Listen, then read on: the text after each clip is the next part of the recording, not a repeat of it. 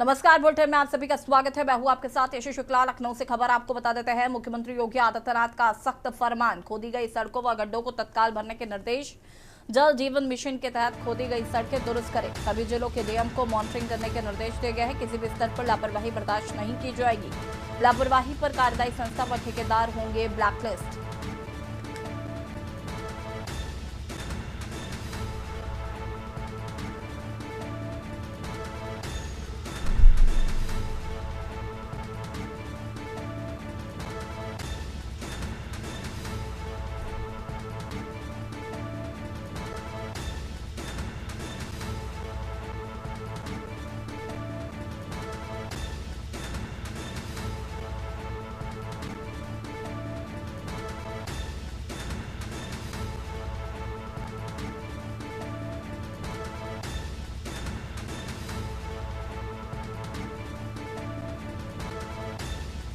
खोदी गई सड़कें व गड्ढे जल्द ही भरे जाए। जल जीवन मिशन के तहत खोदी गई सड़कों को दुरुस्त करें।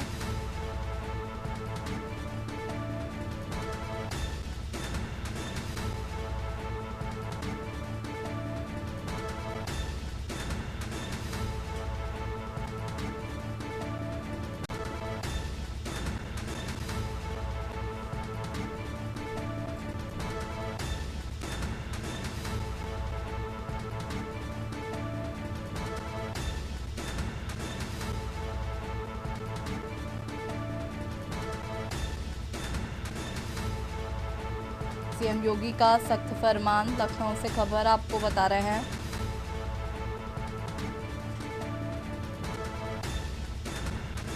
जल जीवन मिशन के तहत खोदी गई सड़कें दुरुस्त करें।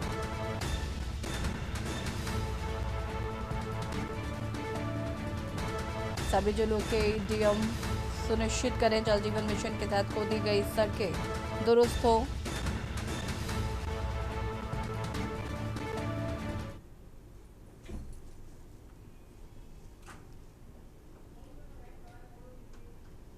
लखनऊ से खबर, जहां पर जनगणना निदेशक की प्रेस कॉन्फ्रेंस। आईएएस शीतल वर्मा ने प्रेस कॉन्फ्रेंस की, जहां पर यूपी में जनगणना की गई शुरू। पहले चरण में मकानों की जनगणना भारत में 1872 में शुरू हुई थी पहली जनगणना। मुख्य प्रधान जनगणना अधिकारी हैं आईएएस शीतल वर्मा। भारत की ये 16वीं और आजादी के बाद ये 8वीं जनगणना है। सभी जिलों में जनगणना ट्रेनिंग का कार्य पूरा हुआ। जनगणना का कार्य 2 चरणों में होगा। पहले चरण में 7 से 21 मई मकानों का सूचीकरण होगा। वहीं दूसरे चरण में 22 मई से 20 जून तक मकानों की गणना होगी। पहली बार डिजिटल तरीके से हो रही है जनगणना। 5.25 लाख अधिकारी कर्मचारी लगाए गए हैं। 18 कमिश्नर, 75 डीएम, 17 नगर आयुक्त ड्यूटी पर। 600 एडीएम जिला स्तरीय अधिकारी संभालेंगे मोर्चा। 285 तहसीलदार व इंचार्ज अफसर तैनात। 6,939 फील्ड ट्रेनर्स देंगे ट्रेनिंग। 5 लाख जनगणना कर्मचारी घर घर पहुंचेंगे।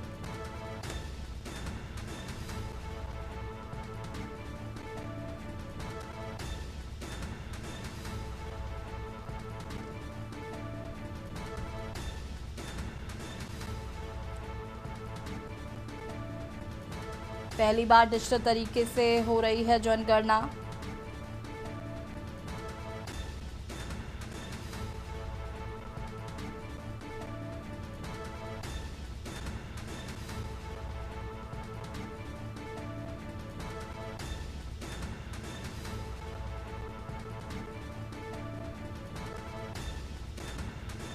दो 285 तहसीलदार व इंचार्ज अफसर रहेंगे तैनात।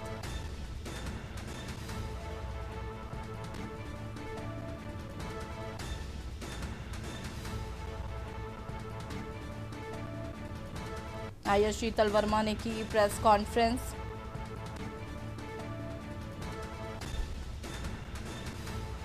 यूपी में जनगणना शुरू। पहले चरण में मकानों की जनगणना।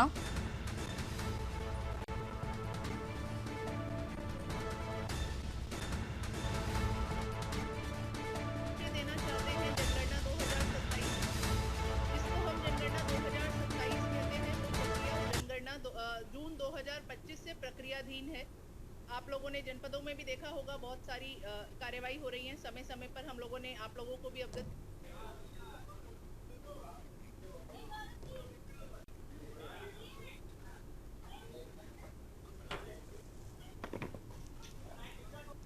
बंधुओं को, मीडिया बंधुओं को मेरा नमस्कार। मैं शीतल वर्मा हूँ।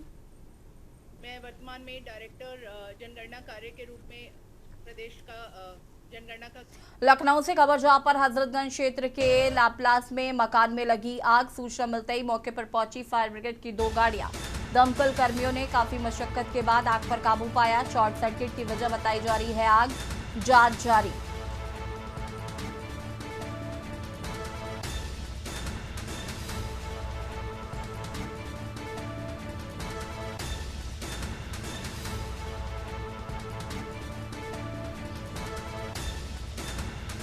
हजरतगंज क्षेत्र के लापलास के मकान में लगी आग।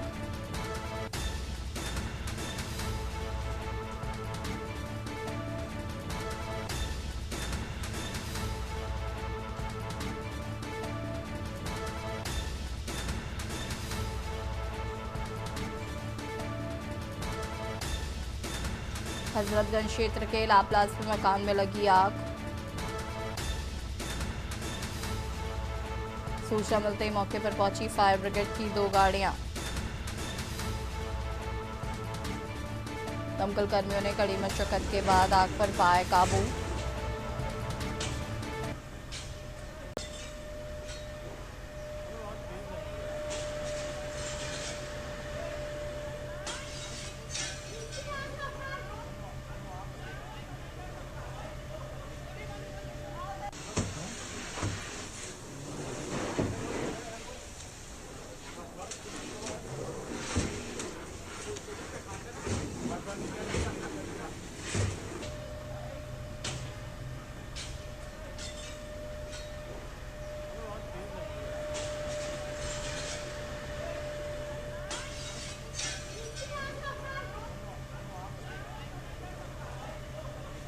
औरैया से खबर जहां पर शराब के नशे में युवक ने कुएं में लगाई छलांग। घरेलू विवाद के चलते युवक ने कुएं में छलांग लगा दी। घटना से क्षेत्र में मची अफरा तफरी। स्थानीय लोगों ने पुलिस को सूचना दी है।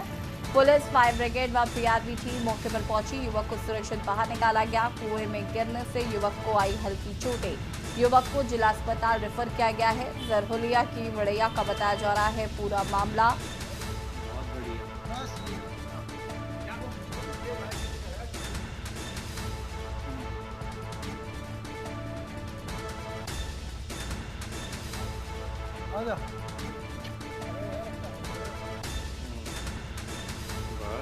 कुएं में गिरने से आई युवक को हल्की चोटें।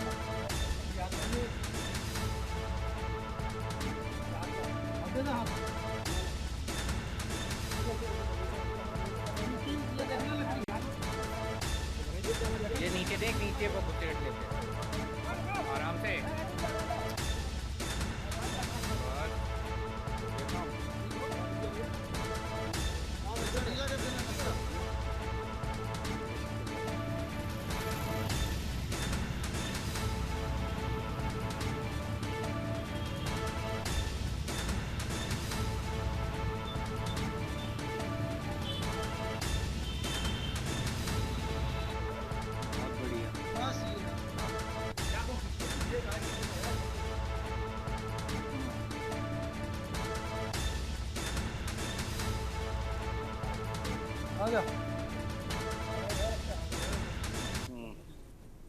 बस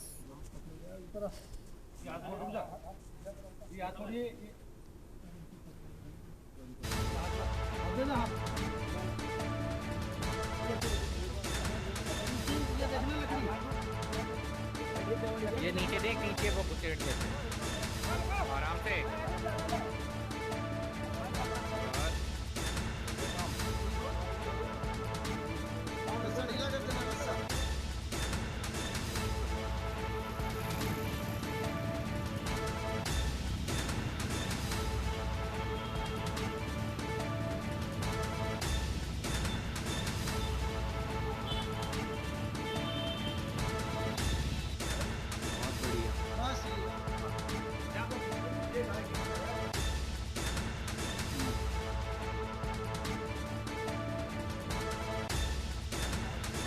आजा बस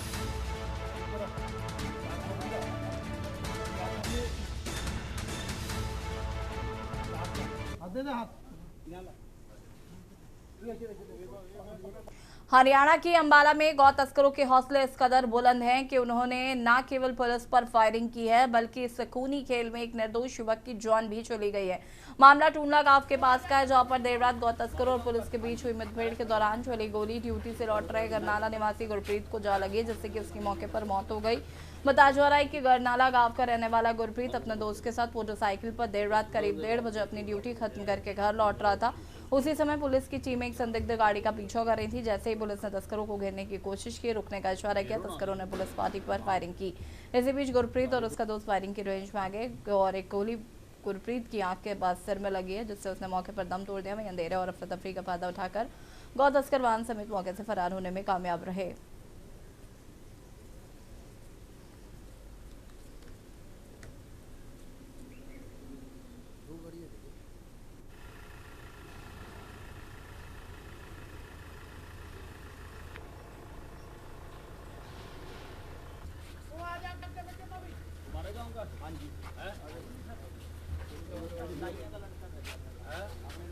तो मोबाइल गश्त में थी। गतौली की तरफ एक पिकअप गाड़ी थी जो पुलिस पार्टी को देखकर उन्होंने रफ्तार में गाड़ी चलाई।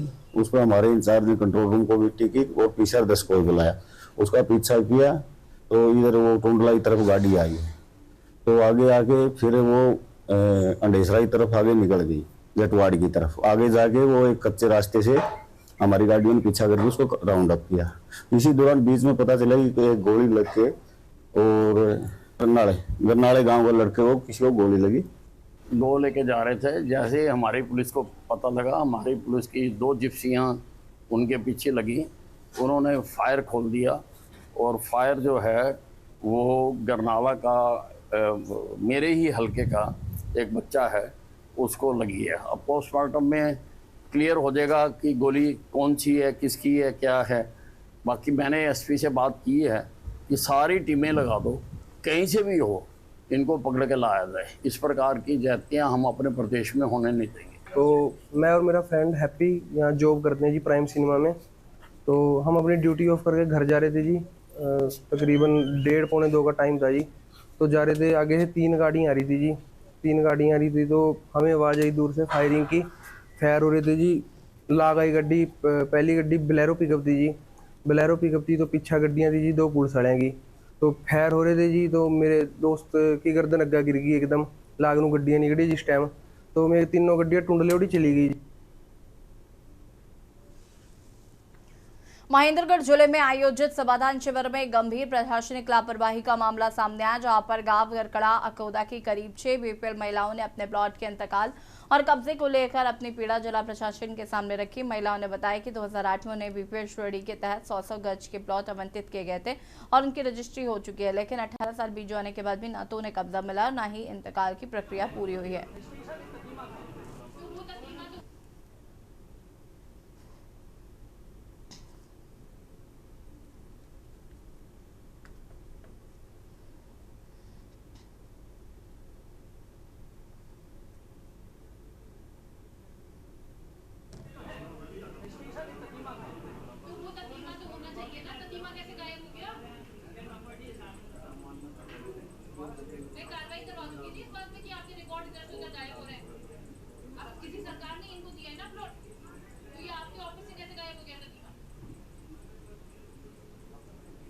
हम आए हैं तो जी हमने प्लाट काट दिया, हमारी रजिस्ट्री बना दी। कितने तो समय पहले कटे थे? आज 15 साल हो गई होंगी, 16 भी होगी होंगी। बाकी ज्यादा मैं पढ़ी लिखी को ना मैं कोई भेरो। फिर इन कोई आए के ना फिर बोला भाई प्लाट की निपत होगी, पटवारी आओगो। हमने भी चालानों से 300 रुपये की फीस दो, हमने फीस जमा कर दी। तो उन्होंने बोला जब आओगे हमने टाइम दे दी। हम गया, पटवारी भी आएगो, जनु बोले भाई निपत कर दी सबकी। फिर मारो लंबर पड़े थारो इंतकाल को चढ़ ना। उत्तर प्रदेश के रायबरेली जिले से सुरक्षा व्यवस्था और अराजक तत्वों के हौसलों को चुनौती देते हुए एक सनसनीखेज घटना सामने आई। जिले के प्रसिद्ध बछरावा थाना क्षेत्र स्थित वावरेश्वर महादेव मंदिर परिसर में मारपीट का वीडियो सोशल मीडिया पर वायरल हो रहा है, जिसमें श्रद्धालुओं की सुरक्षा पर गंभीर सवाल खड़े कर दिए हैं।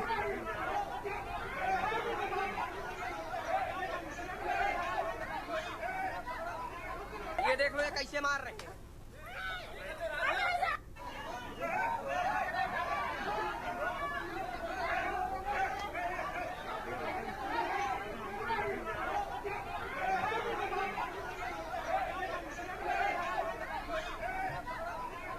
देख लो ये कैसे मार रहे हैं।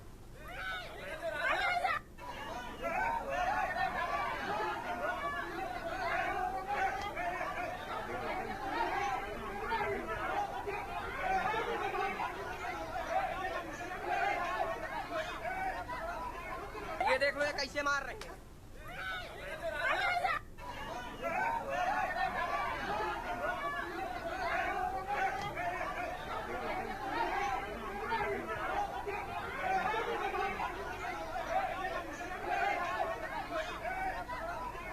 ये देख लो ये कैसे मार रहे हैं।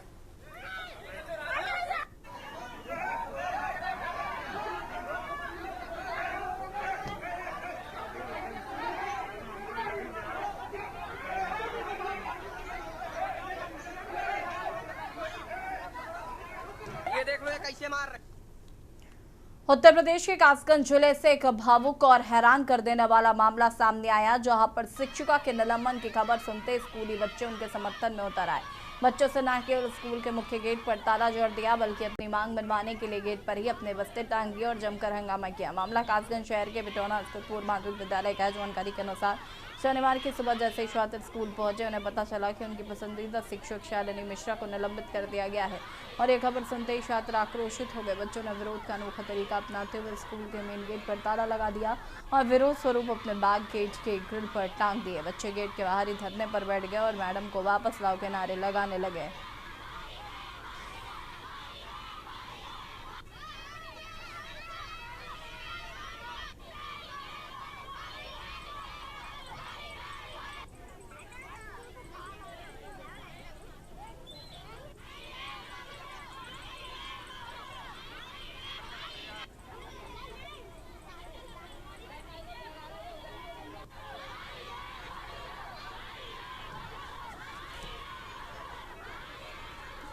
हम सभी जैसे जिस प्रकार अपने घर की सफाई करते हैं, उसी प्रकार अपने विद्यालय अपने शिक्षा मंदिर की सफाई कर रहे थे, तो उसका किसी ने वीडियो बनाकर भेज दिया और पीएसए के आदेश से हमारी मैम को निकाल दिया गया।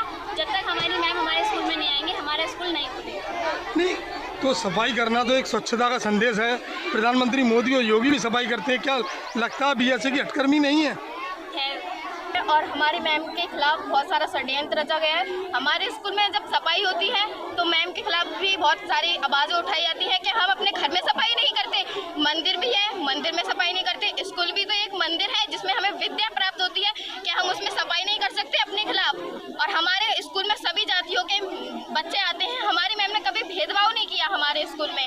ये 27 साल से स्कूल चल रहा है, इसमें 27 साल से मैम है और आज हमारी मैम का ट्रांसफर कर दिया गया है। हमारी मैम किसी भी जाति के खिलाफ कुछ भी नहीं कहती है, लेकिन तो भी इसमें ऐसा ही हो रहा है। बुलंदशहर के अहमदगढ़ थाना क्षेत्र में दलदला देने वाला मामला सामने आया, जहां पर एक बेरहम प्रेमी और उसके परिजनों ने पेट्रोल डालकर युवती को जिंदा जला दिया। बताया जा रहा है कि प्रेमी की सगाई की सूचना पर प्रेमी के घर पहुंची युवती थी। इसके बाद प्रेमी के परिजनों ने युवती पर पेट्रोल डालकर आग लगा दी। युवती को जिंदा जलाकर मारने की सूचना से आसपास के इलाके में हड़कंप मच गया। घटना की जानकारी मिलते ही अहमदगढ़ थाना पुलिस और 112 नंबर पीआरबी मौके पर पहुंची। युवती लगभग 90% जल चुकी थी। तत्काल पुलिस ने युवती को सीएससी शिकारपुर में भर्ती कराया था, जहां युवती की हालत को गंभीर देखते हुए डॉक्टरों ने हायर सेंटर रेफर किया। युवती का आर्तन से दिल्ली के सफदरजंग अस्पताल में इलाज चल रहा था। इलाज के दौरान युवती की मौत हो गई। मौत के बाद परिजनों का रो कर बुरा हाल है। युवती के परिजनों ने अहमदगढ़ थाने में युवती के प्रेमी सहित 5 लोगों के खिलाफ एफआईआर दर्ज कराई थी। अन्य आरोपियों को गिरफ्तार नहीं कर पाने पर अहमदगढ़ थाना पुलिस पर सवाल उठ रहे हैं।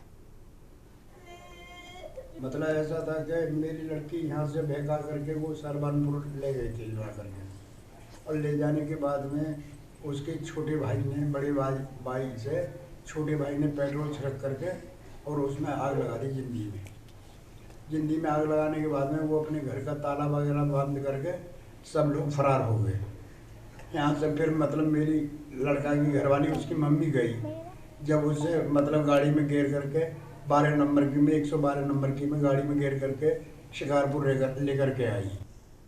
उत्तर प्रदेश के बुलंदशहर में कानून व्यवस्था और विभाग की छवि को लेकर एसएसपी दिनेश कुमार सिंह बेहद सख्त नजर आ रहे हैं। भ्रष्टाचार के खिलाफ जीरो टॉलरेंस की नीति अपनाते हुए एसएसपी ने बड़ी कार्रवाई की है। मजदूरी के आरोपों में घिरे सिकंदराबाद कोतवाली के प्रभारी और एसएसआई समेत कुल 6 पुलिसकर्मियों को तत्काल प्रभाव से लाइन हाजिर कर दिया गया।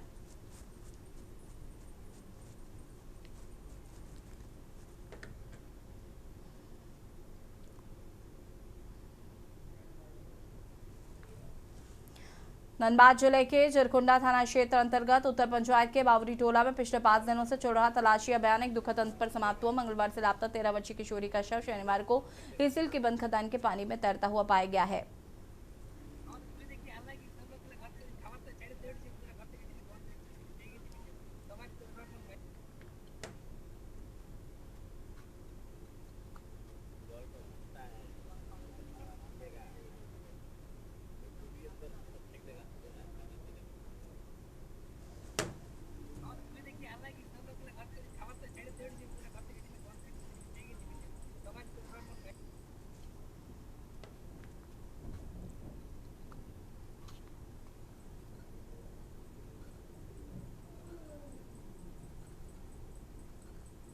वो मंगलवार को नहाने गई थी, बंद इसी का बंद था, खदान है लोकल, हमेशा जो नहाता है उसमें। तो सुबह को 7 से 8 के बीच में नहाने गई अपनी मौसी और एक दीदी के साथ। नहाने के दरमियान उसका वहीं से डूब गई। डूबने के बाद जो लगल बगल था उसमें बचाने की कोशिश की, लेकिन मिली नहीं हो।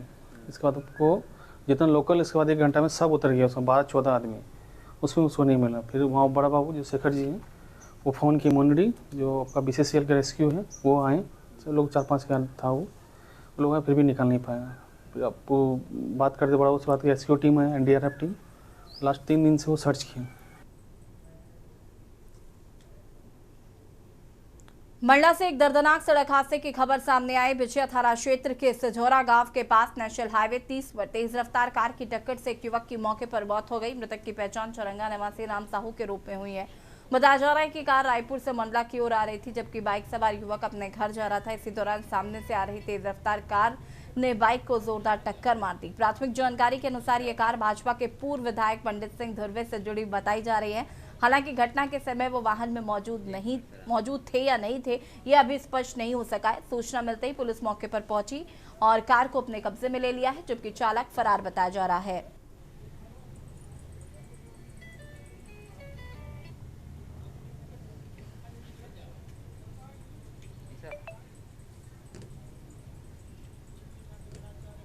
बहुत ही दुखद घटना है ये हमारे ग्राम चौरंगा के भगवानी साहू के सुपुत्र श्री राम साहू, जो कि MPB में मीटर रीडर के पद पे पदस्थ था, आज ऑफिस से अपने मोटरसाइकिल से वापस आ रहा था घर, और उसी समय जो है रायपुर की ओर से एक सेल्टोस गाड़ी जिसका नंबर है MP20XD 1743 आ रही थी, और ये गाड़ी पंडित सिंह धुर्वे के नाम पे रजिस्टर्ड है। और बुलेटिन में फिलहाल इतना ही। देखते रहिए K News इंडिया। नमस्कार।